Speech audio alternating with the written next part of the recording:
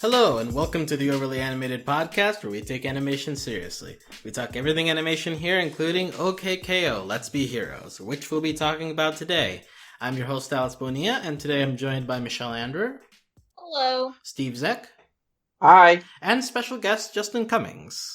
You know, there are probably people listening who have no idea who I am. I mean, you've actually appeared on an OKKO podcast before. Yeah, you did! Yeah, but that was The like last October. Right. And Yeah. if listeners want to go dig for the last time Justin appeared on a podcast, you can go look for that at overlyanimated.com. You can also subscribe to our OKKO feeds at overlyanimated.com/iTunes. You can find us on YouTube at youtube.com/overlyanimated. And wherever you listen to us, we appreciate any ratings and reviews you want to leave us. It's the yearly occurrence, a Justin appearance. Once a year. Well, like, we bring it for very special occasions. If they did more crossover episodes, I would be here more. They probably wanted to, honestly. This is like, what, at least the third they've done. Maybe the fourth even. Yeah. So they seem to like them. School, the Cartoon Network one, and this one. Yeah. And Magiswords too, though, right? And Captain Planet. Yeah, Captain Planet was like the first one. Yeah, I missed that. Yeah, so as has been alluded to, one of the episodes we will be talking about is the hyped-up crossover episode, Let's Meet Sonic. Later on in the podcast, we will get to the other more recently released episodes. Let's Get Shadowy, You're a Good Friend KO, Red Action 3 Grudgement Day, Carl, and Dendy's video channel.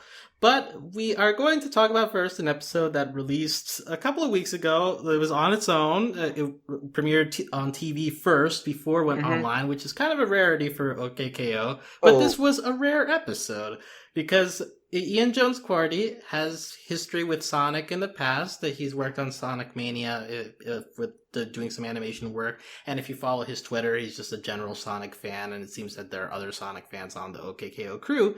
So it seems kind of inevitable that we finally get a Sonic epised. Justin, since you're here specifically to talk about this, what are your general thoughts on Sonic? Well, I mean, I guess we'll first start. How much do you know about Sonic? And then after that, like, how does this episode make you feel? So, first off, my general Sonic knowledge is that I understood every reference to this episode. Oh my god.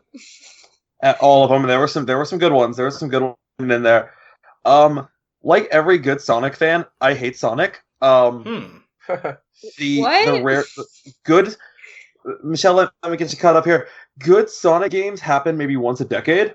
Last good one was Sonic Mania. Sonic Colors in 2009 was pretty good.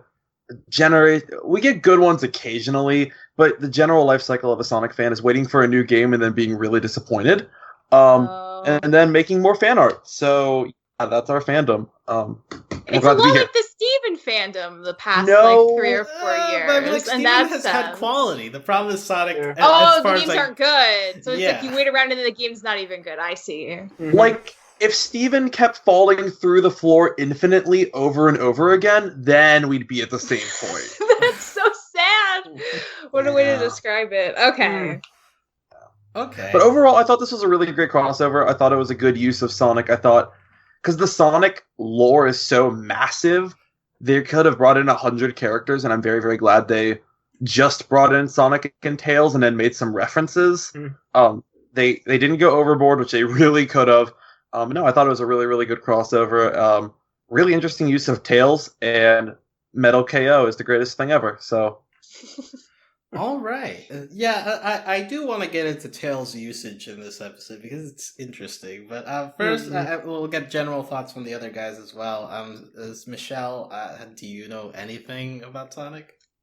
I'd probably seen one friend play a game once in my childhood, but I know he's a hedgehog. I know he's gotta go fast. Okay, good foundation. I know he collects rings and Tails is there and flies like a helicopter with his tail, and there's like a red guy and like a lady who might be purple, and that's literally all I know. I don't know how you win the games. I don't know if there's like a plot, but like Sonic's one of those you just like, even if you don't grow up with video games, you just kind of know about the way you like know about Pokemon. It's just so popular, it seeps into your childhood indirectly.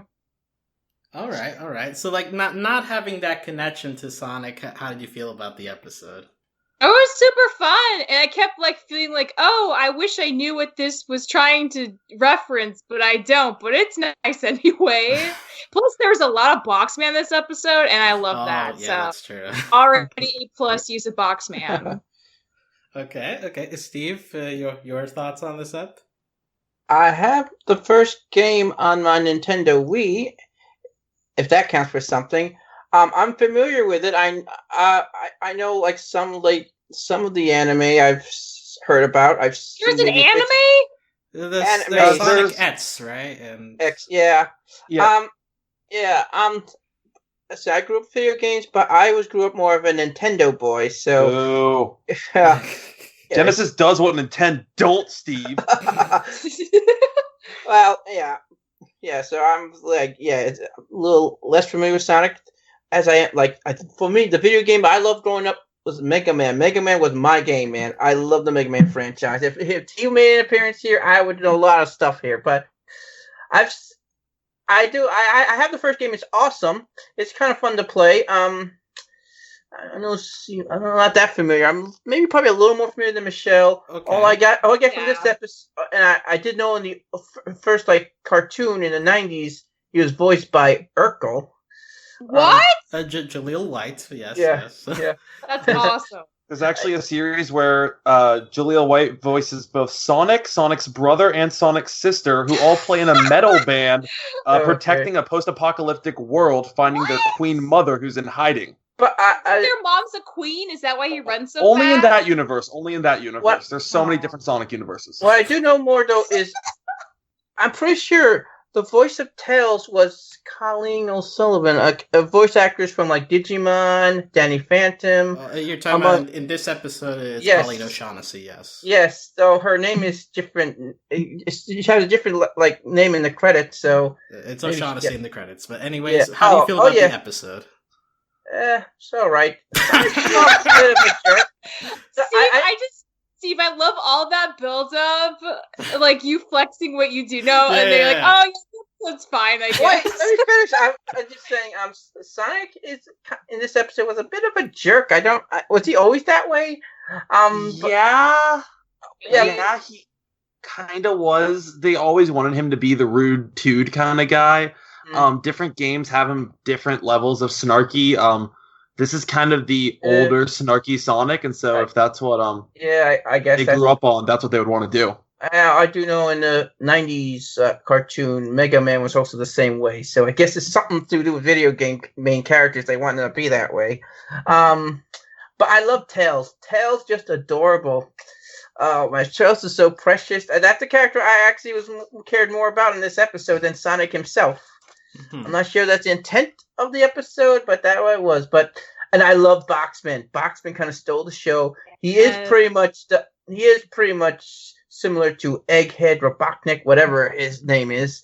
So I'm surprised we didn't see him. I'm surprised we didn't see the two of them together. That would have been awesome. Yeah, no, he was one of the ones that was just referenced, not shown. So that's a big choice. I will briefly say that my main Sonic experience is, I think very little. We did have like some kind of Sega console, so I do vaguely remember playing the original Sonic game on that. And also my brother on GameCube played Sonic Heroes. And I watched him play that a lot. One. Yeah, it was okay. I remember there was like one team that was the pink hedgehog and the giant cat one, like the big purple. Cat. Yeah, like big purple cat man is fun. I think his name is just Big, but anyways. Big the cat, Amy Rose the hedgehog, and Cream the rabbit. Yeah, and Cream was referenced in this episode. I was like, hey, I know that. So anyone remember that when Sonic made an appearance reference on The Simpsons? And the episode when Bart like stole a video game, and you saw Sonic, his image of Sonic, he's like he sounded like a stoner, he hyped up on caffeine or something. Like Do it. Yeah, Oh you gotta go fast, right? Yeah. So like, and also like, even without like Sonic game knowledge, but also Sonic at this point is such a meme that like I have a lot of knowledge just from like the internet, like making fun of him and stuff. So like, for example, like the chili dogs meme is just like a thing that I know, even though I never watched the show, which I presume that's where that comes from. But so that also happened. And as for the episode, I had a lot of fun with it. I do find Tails' usage interesting, is like that, because OKKO is always about like, hey, we gotta make people feel better about themselves, be wholesome, And Tails is our conduit for that, like just pulling in a character from another franchise. I'm not sure if that's the dynamic that exists in other Sonic media, but it's an interesting one to explore, right? Like Tails is the sidekick that doesn't get that much buzz, and he feels jealous at first, but also he wants to help KO, and so there's the internal struggle, and I enjoy that we got some mileage out of that. I think that there was a lot of fun to be had with comparing Botsman to Eggman, especially considering both of their origins is like half robot, half man situations, so very similar there.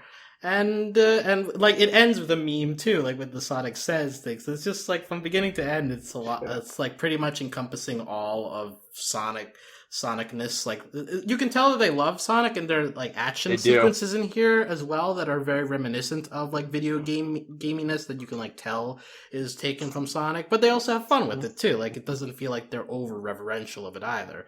So I think that it strikes a really nice balance, and if it somehow it fits the tone of OKKO. Like they with many of the crossovers, they feel kind of like normal OKKO episodes. Like if Sonic didn't exist outside, like I could sort of buy Sonic being its own, just a random OKKO character that like popped up. So I think they did a good job of integrating them, in my opinion. I think they did. I think they really did make it feel natural that Sonic would be a part of this universe. And I mean, they only really broke the fourth wall with OKKO breaks the fourth wall all the time, doesn't have a fourth wall anymore. But like when they all popped up in the logo from the first game, which I thought that was cute. But yeah, the Sonic Says is actually from the original 80s cartoon itself. And then 90s cartoon. Question, is this cartoon 90s, you're right, 91. Is like, this 91 when the first game came out. Is this So different from the anime? Was there like an anime and a cartoon, or are they the same so thing? There are 5 different shows, Michelle. There's oh my god! There's the 2 ones just called Sonic the Hedgehog. One we call Adventure. There's Sonic and Sonic Saturday Morning. Okay. One's good, one's bad. I can't remember which one. Sonic Underground, which is the weird post-apocalyptic music-based one of Urkel. Oh, okay. Sonic X is the anime, and then Sonic Boom is the CGI meta one. Isn't there an OVA? No. Aren't there any OVAs? I feel like The only probably OVAs are. they've done are the Sonic Mania ones that OKKO crew actually worked on. I do know in the anime, 4 Kids dubbed it, and it was heavily censored. There's like infamous, like some YouTube videos comparing the original Japanese and the 4 Kids edits. Like, yeah, but it's 4 kids, so that's kind of normal.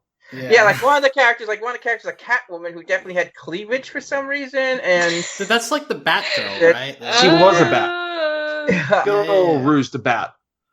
Speaking of Tails, fun fact: Tails' real name is Miles Prower. Oh my miles God. per hour. Oh my god! I love it. What a great pun. I had not pieced that together. They do show his full name in the intro, the titles that they give them, so that's cool. Oh, just in the shows, do they have like secret identities, like alter egos, like civilians? No, so the reason he's called Tails is that the Sega of Japan team was like, miles per hour. That's funny. And America was like, no. 5-year-old boys aren't going to get that. We're naming him Tails because he has 2 tails. So they settled on Miles Tails per hour. Oh, okay. So it's his middle name now. All right. It's a nickname given to him by Sonic. Aww.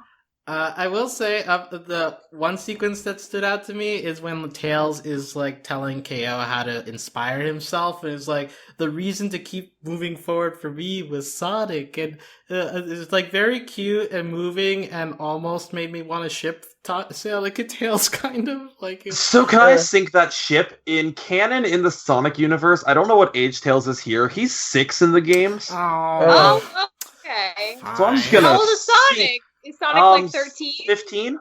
Oh, wow. Alex, you should know this. The ages are in the Sonic Heroes manual. You should know this. How old is the black female with cleavage?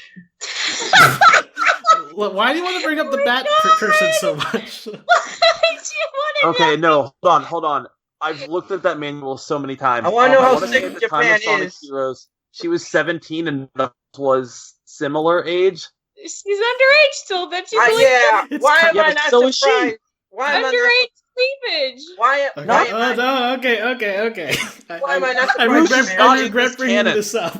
And who's the pink? The pink or the pink person?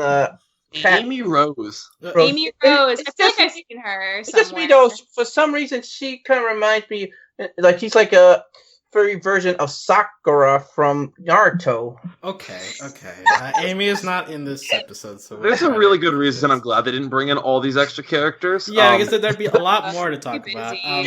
So we referenced off-screen Eggman. We referenced Knuckles because Knuckles, the red guy. Yeah, the red fellow who was very gullible. Was he the anti-hero character? Yeah, he's from Sonic 3, the edgy echidna guy.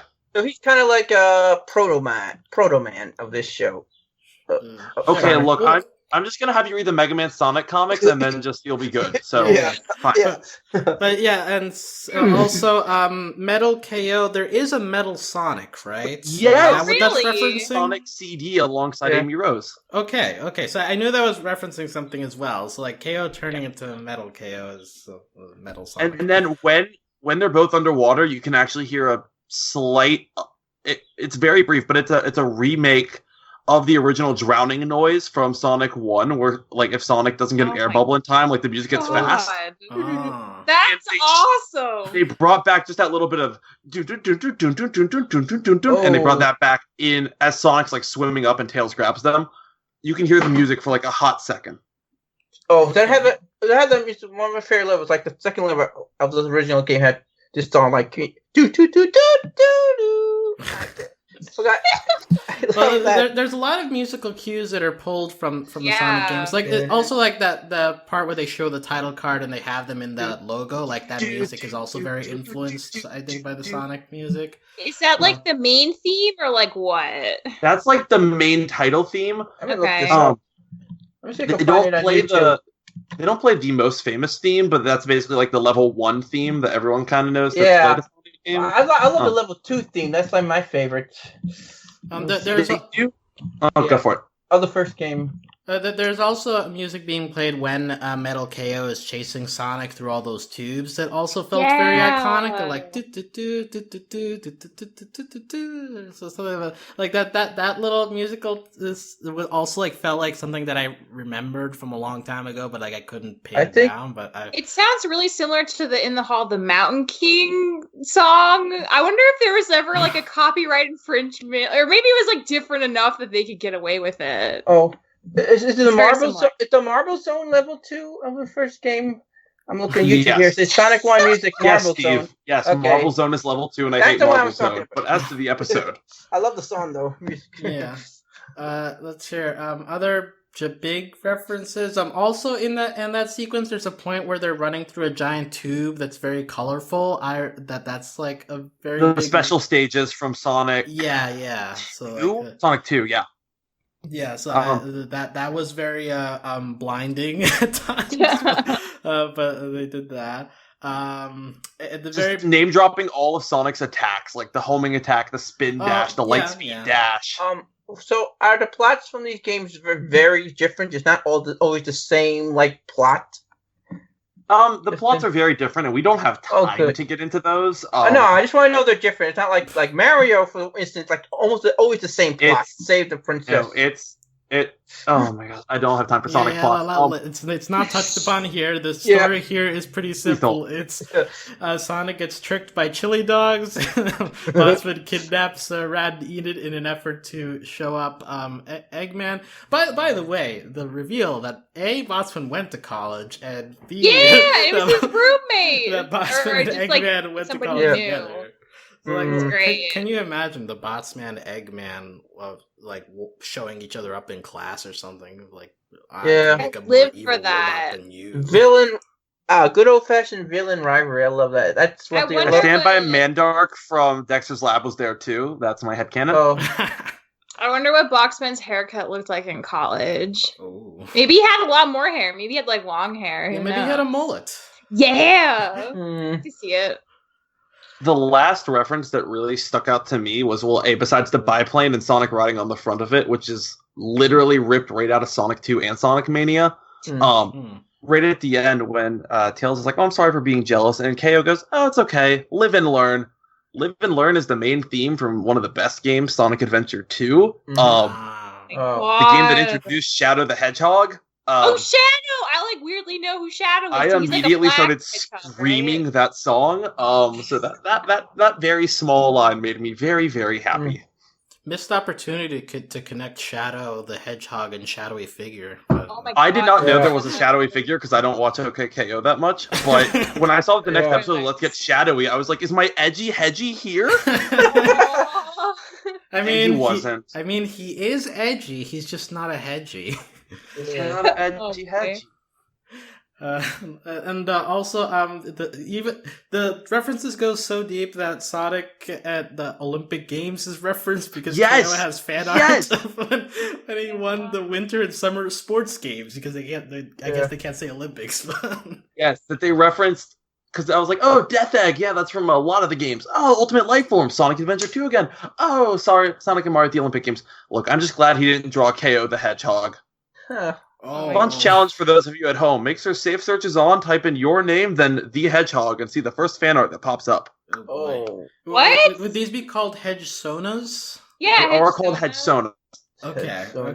So, yeah, that does seem edgy. It's the Hedgehog Challenge.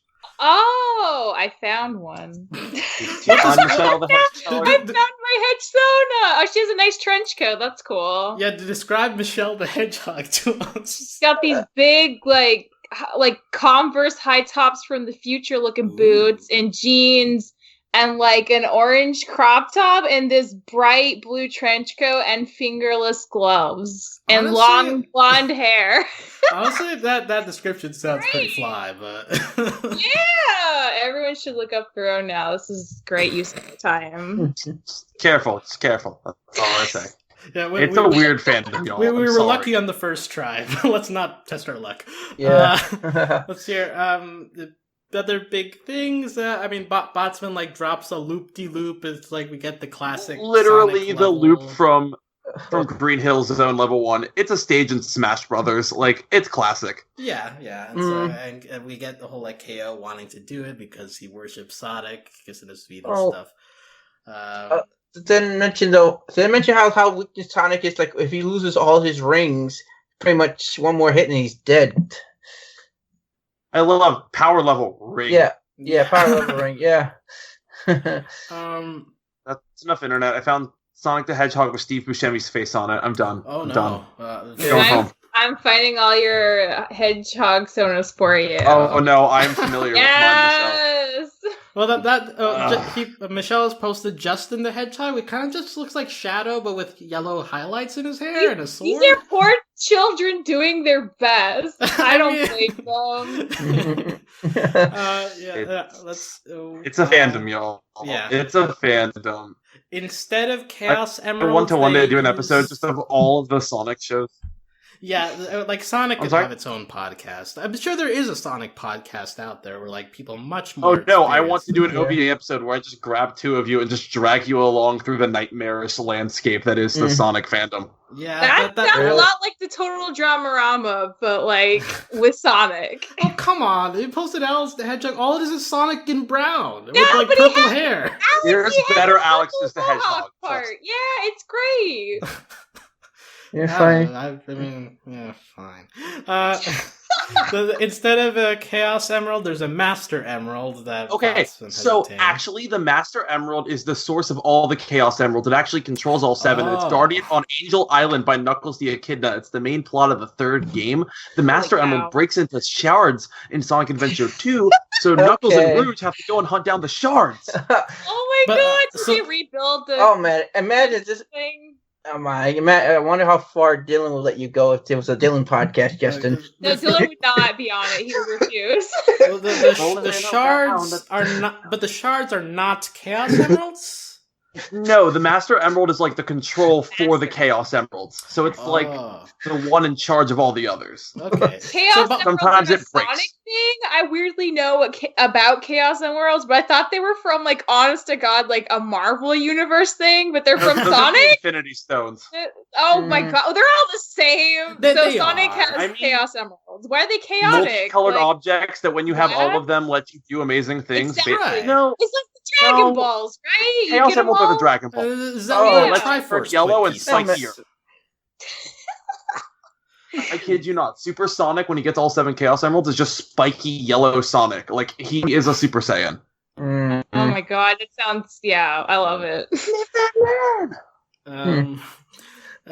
And well, I mean, I guess we haven't really talked about the story, but I mean, the story isn't that like complex, It's like it's really not. Yeah, KO wants to help Sonic. In the process, KO and Tails come to an understanding about being Sonic's friend. There's a moving thing where Sonic is like, "Hey, like I have little buddies everywhere, but you're my best friend." Oh, I don't know. Does that sound a little dirty? Tails is 6. Tails is. We already covered this 10 minutes ago, Steve. I'm gonna get in trouble. Someone's gonna write and be like, "Justin is gatekeeping by ruining my ship and using the lore using the game manual from before I was born." No. Just no. Tails is Okay. Well, Tails is I will respect that. Any final thoughts on the Sonic episode before we move on to accepted OKKO lore? Michelle first. Anything else you want to say about this? I mean, it's just crazy to hear Justin talk about all this crazy stuff they threw in there very intentionally. And I mean, it goes to show they very painstakingly thought of all these things and placed them in a way that even if you don't know what they're there for, it doesn't harm your understanding of the episode or the story in general. So good job, team. You did a great, Easter egg drenched thing, and it was really fun. So good for you. All right. So Steve, final thoughts? Someone who's not really a big Sonic fan, I enjoyed this episode. It made me interested and maybe wanted to learn more about Sonic. It was fine. I mean, the only thing is, I was really hoping to get Jaleel White to voice Sonic in this episode. That's sort of a major letdown, but other than that, it's perfectly fine. It was a nice surprise that you got Tails. You got a Digimon legend voicing Tails, so that's actually something for me, because I may not know much about Sonic, but I'm a big Digimon fan, and done a lot of the stuff that Cummings done. I'm a big fan of, so I'm cool with that. So Thank you, OKKO, for a great episode. Right. Wait, I do have one question. Why, Justin, you can probably answer this. Why can't Sonic swim? Why is that his Achilles heel? Did he eat some devil fruit? So, is there a specific reason in the games why he can't swim? Yeah. No. Okay. In the original game Bible that was the production design, did his father die in a vat of toxic waste and now he's scared of water? Yes. Oh my God. Okay. He can swim. It's just he can't hold his breath unless you get a certain item. Well, Sonic, he would fit right in the One Piece series. You have to get air bubbles throughout the game. I hate water levels in Sonic so much. Yeah, that sounds stressful. What you got? All right. So your final thoughts on the episode, Justin, before you want to head out here? God, I love my blue trash ball. Wait, why is he trash? It's not his fault the games aren't good, or most of them aren't good. In one of the games he kisses a human woman, Michelle. I mean, they've done some weird things with the character. Maybe it's okay. Sonic is just over 18. Sonic is a weird franchise with lots of ups and downs, a really weird fandom, and the most convoluted lore in the most number of timelines possible, yet somehow I still love it. And apparently a lot of other people do, and seeing it get some of the most respectful treatment. I mean, Sonic Mania, those Sonic Mania animated shorts are A++, and seeing that same style, the way they use the way they loop Sonic's legs in those shorts are what they do here. It's beautiful. I love seeing my little blue blur. It's awesome. Okay. Oh yeah, before we finish up, your thoughts on the upcoming Sonic the Hedgehog movie, please. Oh no. Yeah. I hope Jim Carrey doesn't break his back trying to carry the whole movie on it. Aww. Okay. He's carrying it in that mustache they gave him. That's the way Jim Carrey's Eggman is what I always wanted. That mustache he's probably going to have for like 5 minutes, but okay. Well, I'm not sure. Hey, they're saving it for the sequel they're never going to make. Just like they did with Power Rangers when they brought in Tommy in the end credits. As someone who's familiar with a movie called Batman Forever, good luck, Justin, this movie being good. You rely on Jim Carrey being a great villain. It's not going to be good. It's not going to be good, but I will watch it. There you go. We're all waiting to enter the Gangsta's Paradise with Ben Schwartz. Did you see that someone had made a Gangsta's Paradise Sonic AMV about 8 years ago? Wow, oh my that's God. Perfect. Maybe they stole the inside joke idea. now is that he got a job at Sega, slowly worked his way up, and got enough power that he can make his AMV canon. At long last. Nice. Speaking of Ben Schwartz, I believe there's also a Ben Schwartz reference in here because Sonic goes, "He's the worst," which I was told was a Parks and Rec reference. Yeah, John Ralphio says it. It's like one of the best lines of that season. It's great. So somehow even the movie is represented in this episode, even though it's in the future. Hoorah! So yeah, with that, we are. Sonic is closed. Sonic is over. We're done here with Sonic. Justin has not seen the other episodes, so he will probably disappear into the light, like also Sonic fandom. So thank you, Justin, for appearing here. Well, he's our shooting. Thanks, Justin. Back to the head Sonas. Justin, I have to go on. Yeah, back to the Sona. Well, Justin, he's our shooting star. Appears like once every 7 years. Oh, I have to go unlock more characters in Smash Brothers. It's been great seeing you all. Right. No problem. See ya. Take care. Take care, everyone. Enjoy the rest of the episode. Bye. So, with that in mind, we spent about half an hour on Sonic, so that leaves us about half an hour and change to talk about the rest of these. Maybe in hindsight, we should have just done last week. Should have just done a solo podcast on Sonic. Maybe, but it was fun. It's you get a twofer. The listeners get like double. So a lot of stuff happened in the other episodes as well. I guess we can begin just. There's too much to go like episode by episode, so I think like first we'll just talk in general about the biggest stuff which has happened, which is first of all, Shadowy figure and KO figuring out. Okay, so first of all, 3 of the episodes. Well, it makes it easy. 3 of the episodes really connect as to the main plot, and then there's 2 others. So. Yeah, so KO and Venomous figuring out their father-son relationship, which leads to a reveal about Venomous and Shadowy figure that we have been predicting for the past 2 seasons. Yeah, we all called it. Yeah, and I was reluctant to believe it until the past couple months, but yeah, it turns out it was true all along. Right, and we get from that to the merging of Shadow Figure and Venomous to TKO taking control, which is also a thing that we had discussed before. And what is it with us, with shows we cover that has shadows in it and big part? Because shadows are evil and edgy and dark. Well, wrong. Well, Lena's not evil. She's a shadow. She's not evil, so... Well, she was for a brief moment. But... Okay, what's the... Anyways, that's the DuckTales. So, Michelle, your thoughts on how... I guess OKKO is nearing its end. So how do you feel about where we're headed, considering all the stuff that happened in these past 5 episodes regarding our story here? What do I think's gonna happen, or like how much does this make sense, or I guess first, just like how did you enjoy seeing how this unfolded? Did you think it was too predictable, or was it fun? No, how do you feel about it? Yeah, it was great. I mean, this stuff was being seeded for so long, and I feel like those were the best kinds of payoffs, right? When you can have enough evidence presented to you to reasonably piece together an expectation for what's going to happen, and either that's confirmed and it's great, or you're surprised, but the surprise makes sense based on new information. It's not just like out of nowhere.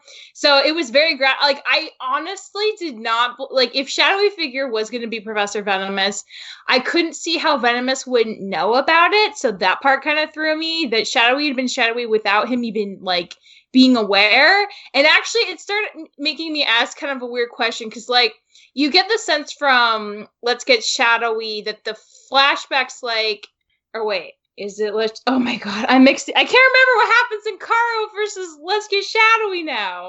No, it is Let's Get Shadowy. We remember those. Okay. So if Venomous was like experimenting on himself post him like running away from Point, and that's when he like takes a potion that turns his skin purple, and that is somehow tied to his, I guess, turbo form, shadowy form, then how the heck does KO have a shadowy form too? Because, like, Carol hooked up with him before any of that other stuff happened. So how would KO get that power? That doesn't make sense. I was under the impression, though, when Shadowy figured his debut episode sort of gave KO that power. Like, that's the way my interpretation of it. We have to go back. That's like a long time ago. From what I remember, yeah, it's been a while since I've watched Tuesday, but I think it was like he got KO to tap into like this cage full of like shadow, and he opens the cage and reveals that is like a person, and that then he like knows like, oh, that's my turbo form, but that it had always been there, not that he like gave it to him. He was just trying to make him like tap the potential of that power. So like, yeah, I don't know how KO got that power, but like in general, I thought these were so good. Like we got a lot of Fink, we got a lot of Dendy, we got a lot of Boxman. We got to see Boxman interact with Carol in a very awkward first moment. thing when I saw that, first thing I was thinking was you, Michelle. Like Michelle, happy when I saw that. It's so awkward. And Boxman's trying, like, when Carol drives away and Carol's like, bye, I love you. Boxman's like, yeah, bye, I love you. It's just, oh my god, he's, like, trying, but it's so awkward. Yeah. And he, like, does that thing, and he was like, I told, like, VM not to, like, let the reveal drag out, but you know him, Carol, right? Like, he's, like, trying to get on her good side, and she's just like, no, I'm not gonna play along with this. So, I loved all these episodes. Like, the Red Action episode is really nice because it felt very validating. Like if you had lived under a rock and somehow did not see the fact that they were dating Cummings, like this really nailed it for you in a very obvious way a couple times, and that was wonderful. And it also killed not that like I hate the idea of Rad and Edith together, but like it really did cement the platonicness of their relationship. I mean, it killed it, but it also teased it a lot. Yeah, I love it. I love how they try to troll the audience with the whole. I was freaking out. I was like, "Show, what are you doing? Like, don't you remember the Cupid episode that you made?" Like, well, I was pretty sure though, if they were going to do anything, it wasn't going to be like Red had feelings for Eden. It might have been for Red, maybe, if they were going to do that. Oh, maybe. Yeah, that's because I was pretty sure it was not Eden that Red was saying, I love, if he was going to do I love anybody. I'm just saying. No, I think that makes sense. And I also, like, I'll just say, like, I've been so worried about TKO since KO locked him down in his subconscious. So the fact that he turned on this hard makes perfect sense too. Like KO, you did yourself bad by doing this to TKO in the first place. Like he was way more on your side and you didn't really understand it, but now he's like super mad at you, so he's not going to give you your body back. So like again, it's like reasonable resolution of a consequence that was previously set up. So I'm super happy. Like I'm like sad that we don't have a lot left, but like I feel like the build up is super satisfying for me so far. All right. Steve, your thoughts on shadowy figure stuff, and I guess the general thoughts on the rest of the episodes. I loved all these episodes. Shadowy figure was pretty good. But yeah, the Red Action 3 episode was probably my favorite. Okay, well, we'll go with that first. That's more important, yeah.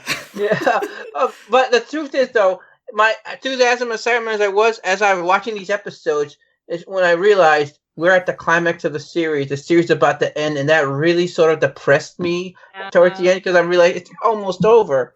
The two things I'm very happy about, it's Enid and Red can just be open with their relationships.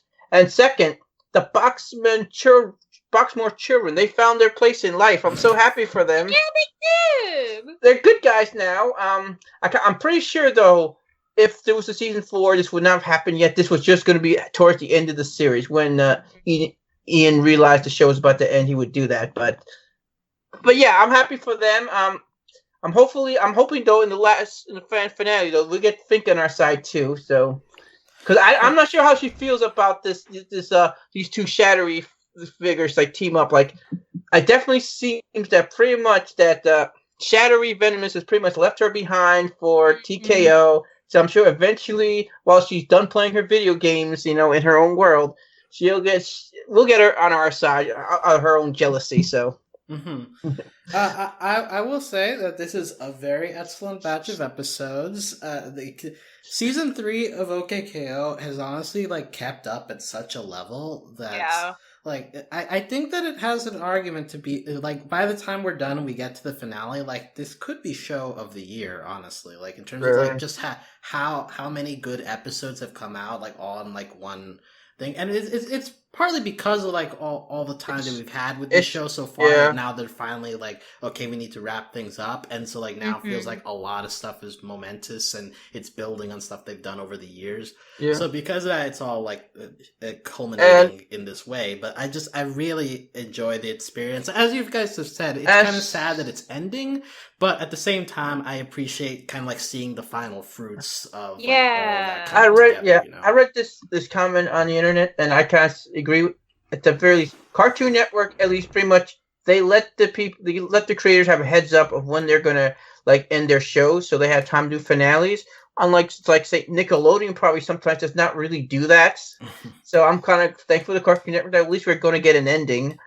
Whether we like the ending or not, we'll see. But at least we get an ending. So sure, and it definitely feels natural enough. And again, these are big things that have been set up throughout the show, especially the shadowy figure TKO dad, all that stuff is being combined into one single storyline, and I think that they're handling it pretty well. And the idea that TKO is going to be the villain of the finale is very interesting. It's very interesting because KO has been your main character throughout, and the most wholesome boy in the history of television, and somehow the evil version of him is going to be what the rest of the gang has to face up against. It's quite a choice for a finale, but also one that I'm all into because it that feels more meaningful in a way, try to get your boy back, and versus just having some random villain. Even if Venomous himself was the villain, but he's cool, but I'm not sure he merits overall series villain. But with TKO, that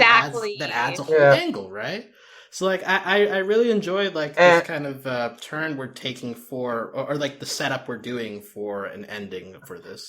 I like how they subtly hinted here that KO, he really wants to know if his dad loves him, that really eating up on him, and I think the lesson is going to be at the end. Maybe your dad does not love you, but heck, you have other people that love you, so that should be enough. I'm really curious, because I know Shadowy says that he and Venomous reached an agreement, but I also kind of feel like he totally took over Venomous's body. Yeah. So it would be interesting to see in the finale, is Venomous just going to be kind of evil and KO has to just live with that fact? Or is he better than he appears right now? I don't know. I wonder, that's something. I wonder if they're going to be able... I know they're going to bring KO back. They're going to save him, but are they able to save Venomous, or is it just going to be too late? They can't save him. They better not kill Venomous because he's Boxman's boo. You can't do that to Boxman. Okay, so Boxman, he walks into the sun again. Yeah, that was. I mean, he did. It did happen. Yeah. And the credits, it shows little cutout of Botsman surrounded by a field of Jethros. Because Jethros are also dead, apparently. It appears though he found little inner peace and stuff. So it appears if we don't see him in the finale, at least it appears he got a happy ending. So, but I'm sure we'll see him in the finale. I was kind of shocked that he just left everyone, but I guess Boxman, his boo betrayed him. That's a lot to take. So maybe he does finding some me time with Jethros is what he needs right now. I guess I can respect that, even though he just leaves his kids in a box. It's so sad. They're kittens. I know, the doorstep. And now the robots they have no more lives because I'm just saying since they don't have Boxmore factory no more. So if they die or anything, you can't be rebuilt. So they're like humans. Yeah, they have to make this count. Yeah, so Yeah, though I'm still hoping for Pinocchio type thing, and they actually get turned into humans by the end of the series. we already did the AU episode. We did past that, but that's why I want though. Because I said I'm gonna be honest because I just love human Shannon. She looks so cool. Okay. There's so much in these episodes. We touched on Fink. I want to say that Fink in Let's Get Shadowy is doing a very excellent performance because the first time you're watching it, you totally buy the way that I got her performance is she knows something is fishy, but also at the same time she's jealous, so that could be clouding her judgment. And so that's how I was for most of it until we get the thing where she's the one to point them up and it's hey, this is what it actually is. And so then when you rewatch the episode, you can get a lot more guys, don't get too close to this. I know why you're not supposed to know this. So it adds a layer on rewatch. And so I especially enjoy episodes where I can rewatch them and get a different angle on why characters are acting the way they are.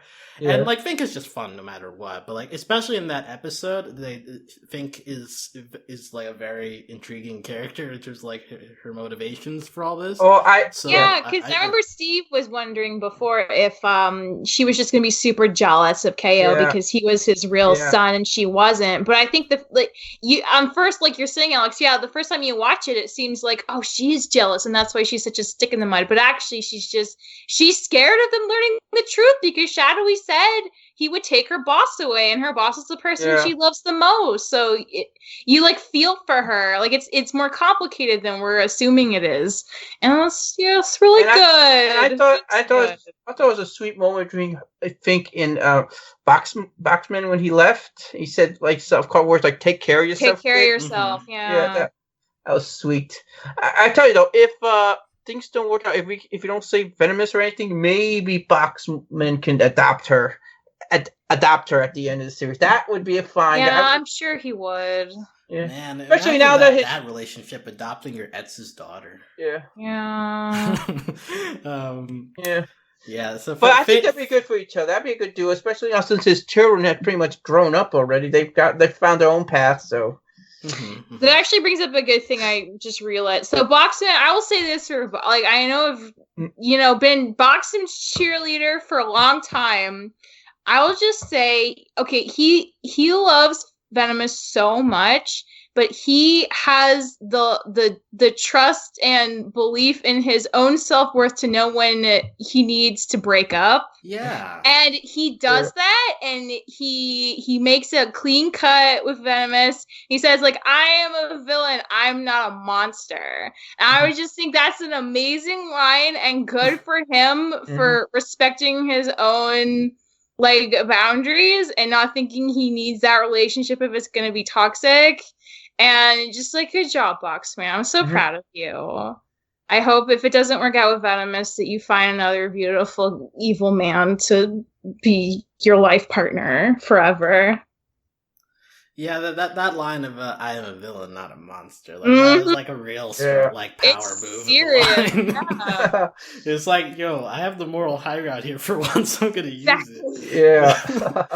But Botsman has a tough go of it in these episodes. Also, there's that moment at the end of Carl where Shadowy, Venomous, and TKO decided to team up, and then you get the cut to Botsman alone in his office, and he's got sweat.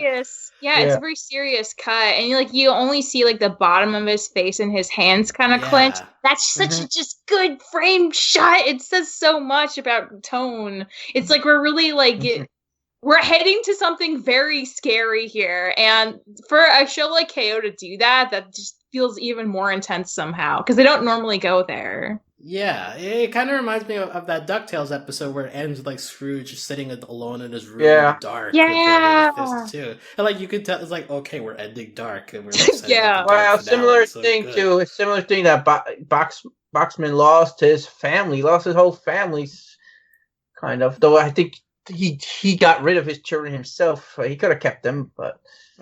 Yeah. No, he decided that's the way to do a fresh start. So he's old enough that he can make his own decisions and know what's good for his self care. So Good for him. So Can I talk on one other line? I love the line though. Or maybe later we'll talk about the fight with the Shadowy, venomous Shadowy figure in TKO. We're gonna talk about that later. I was gonna get to like the relationship between KO and Venomous because another like big part of like Let's Get Shadowy is as KO is figuring out that like Venomous doesn't want to deal with Shadowy anymore. He hears the story that like he doesn't have control over Shadowy figure. So like there's this line where it's like I want to save my dad because he's more like me than I realized. So like now he's like also getting the parallel like hey like me and TKO, is that like the same struggle that like Venomous is having with it's different. Figure? That's how KO is interpreting it, which I find interesting.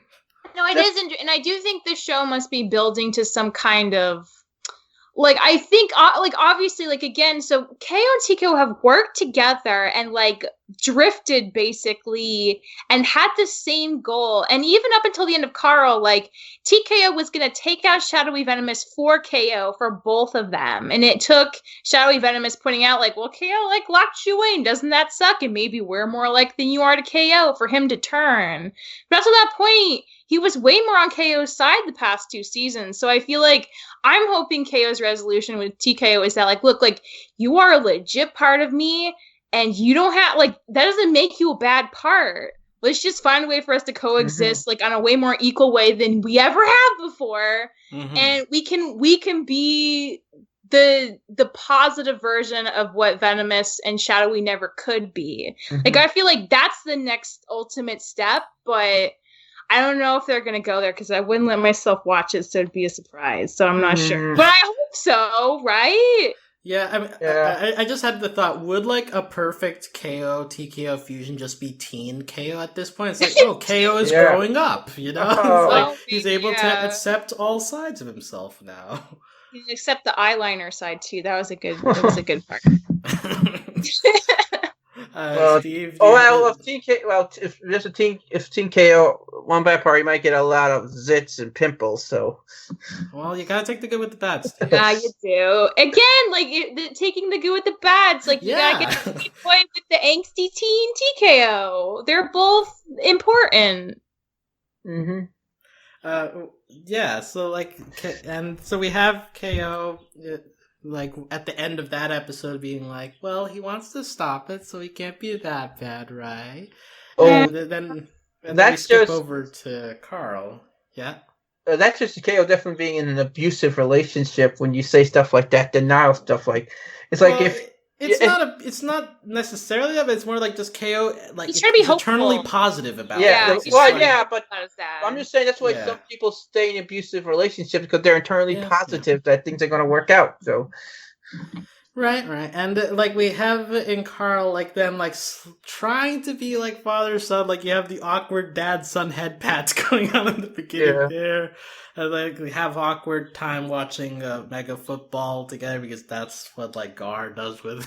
I find it also like Gar being kind of like stepdad in this situation. It's like, well, my stepdad, we do these things. So. Yeah, it's so cute. Like I love that KO has like all these dads in his life. It's pretty great, and they're all very different, but they all offer an interesting perspective for his growing boy brain, and that's great. Also, in Carl, like a running gag is that KO keeps saying, "I can tell your dad really loves you." Yeah, it's so sad. I know. Poor KO. But like he figures out like Venomous is like manipulating him into eventually getting his TKO out, and the reveal that Venomous and Shadowy figure have fused at this point. I mean.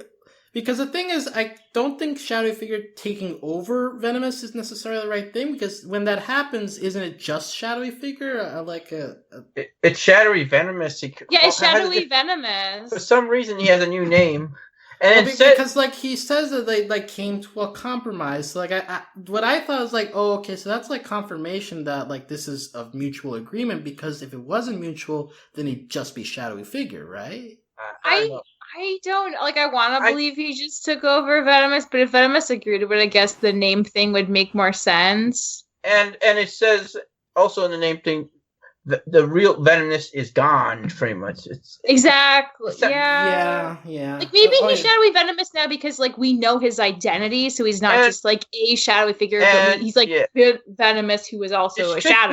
This could be a Uno Vatu situation here. Like when that happened, Unilock was pretty much dead as soon as that happened. So who knows here? Though I don't think shadowy figure is as powerful as like this death spirit. So Venomous still has. Well, it's the equivalent for this show because, like, as we see in Dendy's video channel, like it's turned into a post-apocalyptic wasteland. And by the way, I kind of laughing funny here though. This post-apocalyptic stuff, and they still like make a big deal over how a shadowy Venomous kind of owns like Boxmoor. Like the war in the apocalypse, you should not be that stuff. Like ownership of property is not really a main thing. That doesn't really matter anymore in this apocalyptic world. It still does, though. That makes it funny, kind of in a weird humor way. Like, so like that's like the main story going on, but like there are two other big characters. One more thing. Okay. Any final thoughts on Shadowy Figure TKO stuff before we move on? The part when they went to the point, they KO never told like Foxtail that was Laser Blast. And that was such a big part. I think she was figuring it out, though. She's like, "Father," at the end. I think the wheels were turning in her brain at that point. Okay. So maybe but she always knew Laser Blast was KO's dad, I guess. I guess she did. So I guess that. Because that was such a big part of her life. That's why she turned sort of anti-hero because of losing Laser Blast. So I thought that was good. Okay. Yeah, but that is a detail. Like Foxtail made deals with Shadowy Figure, which is like really out there. But I'm also like, there's a random cameo from the Billiam guy, the golden-headed person. His only purpose is to be like, I don't know who that is. We just wanted to bring him back to hear his voice again. Yeah. So he's around. So I give you the choice between talking Dendy or Red Action. Who are you more excited to talk about? You can't do that to Steve! Oh my god, Alex. I know, it doesn't matter to me. Okay, flip a coin. You got the coin here? Red Action. Okay. So. Right. Rip Dendy. Well, just saying, she has a pawn in her head now, right? We'll get to Dendy. Dendy has a big part in the plot. Yeah, she's big, so we'll get to her. But I just want to see who we're going to do first. And I guess we should do Red Action first because she is important to us as overly animated for representational purposes. Because Red Action and Enid, we've already established that they're dating, but like for people with the hetero lens, like you could have like twisted your way around it. I don't honestly see how, but maybe. Maybe you could have. But here, maybe you're the most dense person in the whole world. Like on top of using the word, every time we go out with each other, we use that phrase, and then at the end, like we have them jelly boarding together, they smooch, and Rad literally goes, "I support this." I know, and it's like, weirdo, we support you too, which is good. That was a good comeback. Yeah, so it's like Rad being awkward, but also like it's like this is a thing, and we are not going to question it. So hooray for establishing this finally. I also like the part when Red's like, "Nobody talks bad about me in front of my girl," and it's just like, that's so hot, but also romantic. Yes, it's really good. Yeah, I'm guessing you enjoyed the rest of this episode too, Michelle? Oh, yeah! I mean, I think Red's a great character, just, like, regardless. But it's just, like, there are some... Like, she blew her a kiss. She had that line. They smooched at the end. Like, I just, like, all the moments are so... I just love it. I wonder if they're going to ever go any dates in the future. Like, literally the future. If Red would just let it go to... Yeah. That seems like good. Like if there were OKKO comics, I feel like that would be like a storyline that you could do. The episode title itself, Red Action 3 Grudgement Day, is just good for like Terminator parody. But it's like we're completing the trilogy here. Yeah. It reminds me of the Lion movie trilogy. There were maybe 4 Lions episodes that were specifically, but like I like that it's a trend. Just like 3 of this particular character that we're bringing back for a reason. It's good. Yeah. Well, yeah, I love this episode, though I didn't really agree with the sole moral of the story, the time travel. Because I think the moral should have been you can't erase your past, you got to learn from it. And I think there's nothing wrong with that. I mean, we grow as people. It's called character development. Well, Steve, they did though, because remember, Red Action from the future is the one that gets to tell old Red Action, like, look, like you're gonna regret this later. Like, trust me, don't post it. It might not matter to you now, but it will. So I feel like she still has that self-reflection, even if she's changing her past, which I like. Mm-hmm. Yeah, and I guess you could, like, the negative side of this is, like, why are we about kowtowing to Rad's sensitivity here? Yeah. But the good side is, like, well, hey, maybe if you have friends and you care about their feelings, maybe you should respect them, even when it means, like, sacrifice for yourself. So, like, I think there are, like, two different ways of looking at it, and it depends. I mean, I think the reason it's a bit iffy is because Rad is not necessarily one of the characters that, like, are favorites, or, like, make logical decisions sometimes. So it's sometimes hard to side with, like, what bothers him. But I think that there's an argument on both sides to be had about whether this is, like, a positive or negative. Yeah, hard to, right? Well, I believe it. I feel like, and again, like, the Rad of season 3 is very different from the Rad of season 1. And I'd say Rad's, like, been a pretty solid dude since season 2. Because he also had the whole episode where, like, Enid was kind of, like, making fun of him too much. And he had to, like, tell her, like, yo, like, you're actually really hurting my feelings. This isn't cool. Mm-hmm. And I feel like that's not something Rad could have done in the first run of episodes. So I think Rad's, like, legitimately, like, pretty great now. And the fact that he, like, has a grudge against Enid's girlfriend because she made fun of one of his closest friends, but he feels, like, awkward admitting that he cares that much about it. Like, makes sense for his character too. So I really like that that's the resolution. Also, the fake out of the, like, I love. It's like so frustrating, but so funny. Like, I love it. It's really good. Yeah, it was worth the payoff. Was worth it. It was worth it. Yeah, absolutely. But I just want to briefly say I like that analysis, and I guess it makes sense that, like, Rad is portrayed as a much more sensitive male character than we usually get in these shows. Like, especially considering, like, his looks, right? Like, especially in season 1, like, he's portrayed as, like, big buff bro-iness. So, like, the fact that we added that sensitivity to him over the seasons, so now we are able to have episodes like this. So maybe just also, like, kind of has to do with, like, the biases that we keep in our head about, like, the looks of characters and how we shouldn't maybe let that govern how we look at these. Right. Also, I think him meeting his family, like, learn more about himself, helped him a little bit, be a little more sensitive, and just now he knows who he is and what he can be. So I thought that was a very positive experience for him. Yeah. Same with the cat episode, like, confronting, like, just because other people think that it's lame to like cats doesn't mean he has to think that way. Because I feel like I would even argue Rad's always been a very sensitive character, but what's changed is his willingness to kind of freely express that to the world over the course of the show.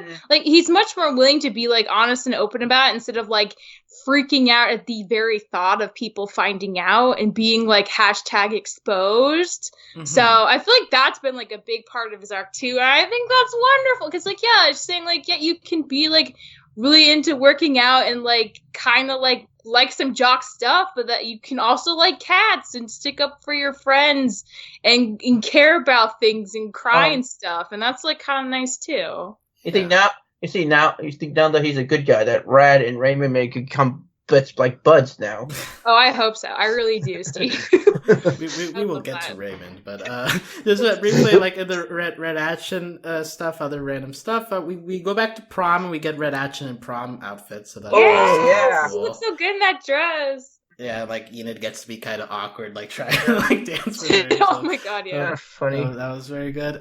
This is our only Crinkly Wrinkly appearance, I believe, because he, like, gets on the surfboard and crashes into a wall. So Good for him. He had fun. He did. On his gravestone, it will say, crinkly wrinkly, he had fun. Or it'll just say, I'm everywhere. One of those two. Yeah. Doesn't matter. Finally, like, we as mentioned, like, she goes back into the past, and we have the title card 2 seasons of television ago, because we see Red Atchip from season 1 with the bad haircut. And she's, like, yellow initially, which I totally forgot. Yeah. You know, I don't know if they did. You know what they should have done, though? They should have gotten KO's original voice actress to appear in that episode. At least they could have mentioned how KO's voice, how KO sounds different. Yeah, but we already did Let's Watch the Pilots. So that's true. We already made that joke. Yeah. But I continue to love OKKO whenever it goes meta / hits the fourth wall, so good for them. Okay, so with that in mind, now let's Dendy. We're moving on from reaction to okay, what else? The final thoughts on Red Atchip, because there's a lot of stuff. I don't know. Nothing. I don't know. Why are you complaining then? Okay. Because I love the episode. I'm ready. Okay. No, well, you know who else we love? We love Dendy. Dendy has been missing for a while. We have not really had like a Dendy episode to talk about in a while. I saw her picture on a milk carton the other day. What? Okay, good job. And the show itself seems to recognize that, because in You're a Good Friend KO, like, Dendy's whole thing is, I'm kind of in the background. I want recognition. This is a weird feeling. Why do I want to be recognized? And, like, the moral of the story ends up being, like, she realizes that the ones she wants recognition from are the people she cares about, which is KO. Oh. And, like, I'm gonna say, like, You're a Good Friend KO, I think is, like, not, like, the weakest of the 5, but, like, it's still a very wholesome episode. Like, it makes me feel very good. Dendy is just cute. So, like, it's certainly not a bad episode by any means, and it makes me feel good. In a weird way, it sort of connects to the video channel episode. It kind of sets up Dendy's character a bit, and that she's the one who's really taking charge here in KO's absence. So... Michelle, how do you feel about Dendy here? I love Dendy. I love that she has a little pool with the fish inside it, on top of her head. I remember some of the like borders on the show were writing, but like, wow, I can't believe that my like self-insert character was such a jerk to Dendy in this episode. I think that's like such a great layer to the show too. But like, I really liked it. Yeah, I mean, it was just sweet. Like it's another one of those, because KO also as a show just really likes having a message at the end, like some kind of commentary on like a very relatable real life thing. And I suppose it can be related to a lot of kinds of recognition, but certainly like as an artist or as someone creative, like you sometimes crave validation and attention. And it's like, who does it really matter that you get that from? And that being from people you actually care about, I like can totally see that being like a really good, healthy way to look at it. Mm-hmm. So yay! I really liked it.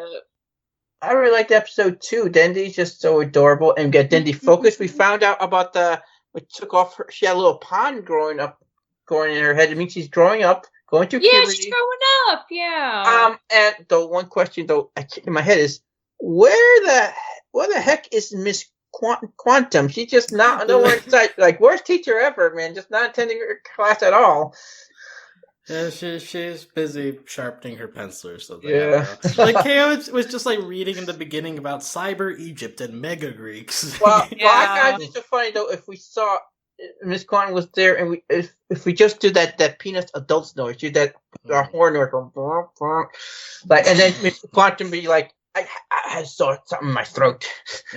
Yeah.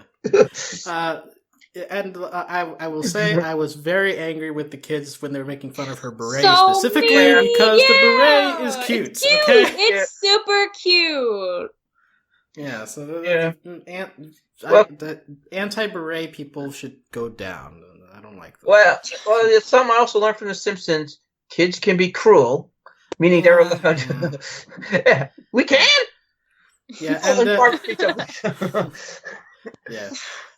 So we have Dendy in that episode, and she's also in Dendy's video channel, and like there, Dendy's whole deal is, I want to be positive for the video channel. Yeah, she KO is kind of her role model in a way, and so it's like I want to do what KO does in terms of making people happy. I will say that the one thing that stands out to me of like Dendy's whole thing is when she tries to cheer up Carol and Mr. Gar. And it backfires. Like first, it's the gag of like her needing to figure out what comedy is, and she has to like Google it. It's like improv. I can do that. Impressions. Yeah, it's like okay, impressions. Let's try that. And like she does KO, and like Carol and Gar are just like horrified. Yeah, like, it is a little scary with her like hair like that and the way she's talking. Like, I sure do love my mommy. It's a little disconcerting, I'll agree. And it's like you're doing an impression of a person who practically died. Everybody's acting like KO's dead. Is like, hey, I'm gonna pretend to be him. That's such a good point. It is like he's dead. Poor Dendy. Yeah, she's trying. Like Carol and Gar just like, bye. Poor Dendy. She's trying. She is trying so hard.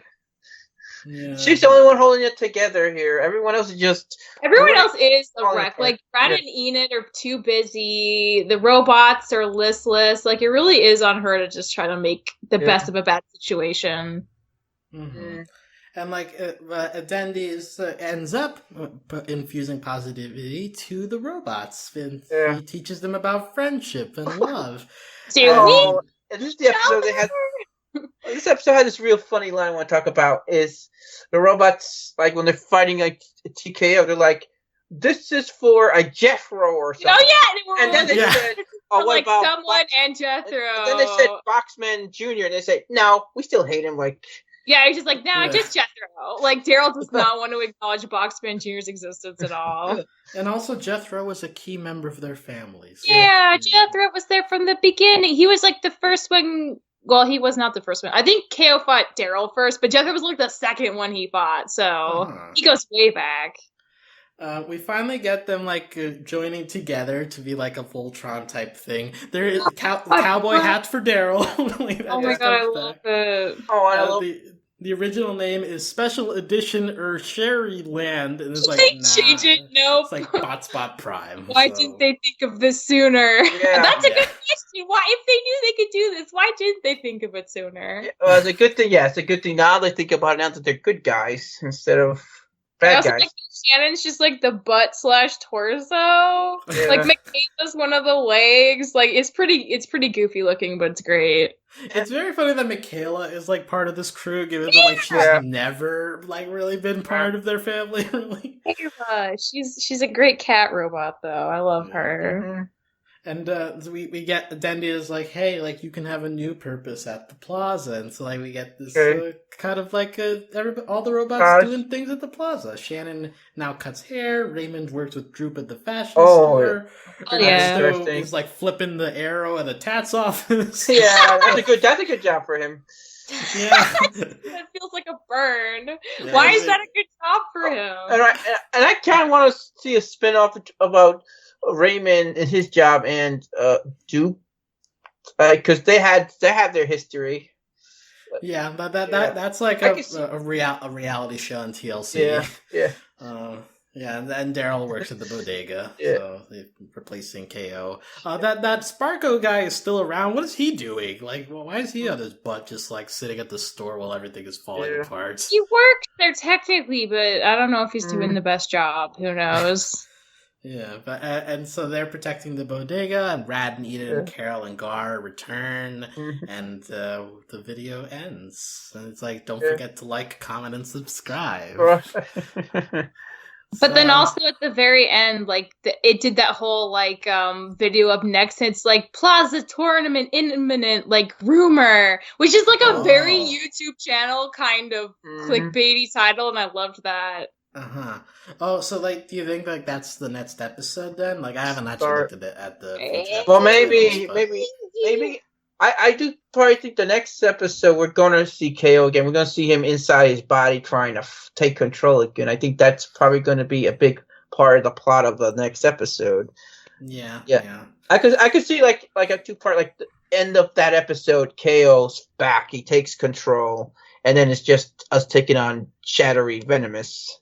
I feel like Shadowy's not going to win without TKO, though. I feel like the only reason Shadowy has a chance is because of TKO. And I don't know if he's honestly more powerful, but again, like, Shadowy tried so hard to get him to test his power before.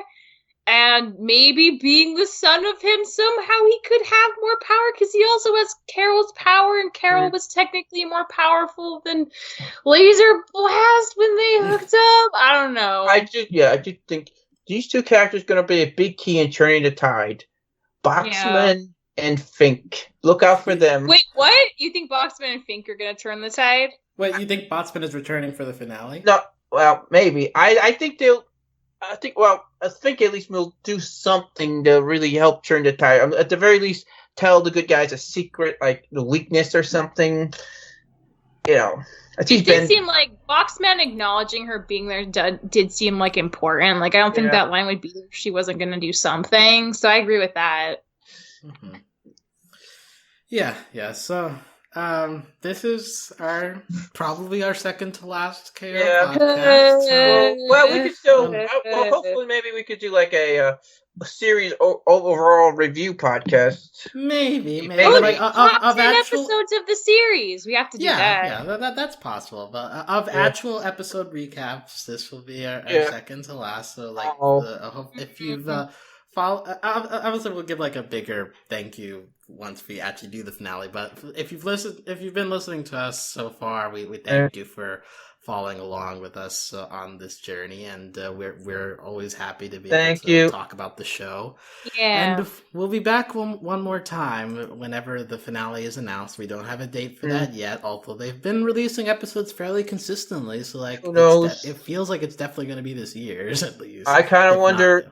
September, maybe. I wonder if we're going to make it to NYCC before the finale. Yeah. When is New York Comic Con? Beginning of October. First week of October. Oh, yeah, maybe. And who knows? Maybe if the finale airs on TV first, maybe we could do a same night podcast for once. Well, I mean, actually, that is a possibility that they might save this for like exclusive TV premiere, which again, like, is rare for OKKO, but maybe it's finale for goodness sake. Who knows? But until then, you can find out the info on this podcast at overlyanimated.com. You can join us on Discord to chat with us about animation at overlyanimated.com/Discord. We have an OKKO channel there where we've discussed the latest episodes as they came out. So if you want to talk specifically about OKKO, that's a good place to do it. If you enjoy listening to us, you can support us financially via Patreon at patreon.com/overlyanimated. Thanks to all of our current patrons, especially our patron of the podcast, Damien, aka Diamond Day. Thanks to our Patreon executive producers, Ryan, Steve, Beatrice, Hugh, Michael, and Needle. Besides OKKO, we are still covering a variety of other shows going on. We've got Final Space going on. We've got Fruits Basket. We've got She-Ra. Miraculous Ladybugs, maybe. Miraculous Whatever. Ladybug. There's a wide... we recently did a podcast on the Rocko's Modern Life movie. Yeah, that was Netflix. fun. That was a very analytical podcast if you want to take a look at that. But yeah, so we cover a wide variety of stuff here at Overly Animated, and we will be back to talk OKKO at least one more time. But until then, thank you for listening, and we'll talk to you later. Goodbye. Bye.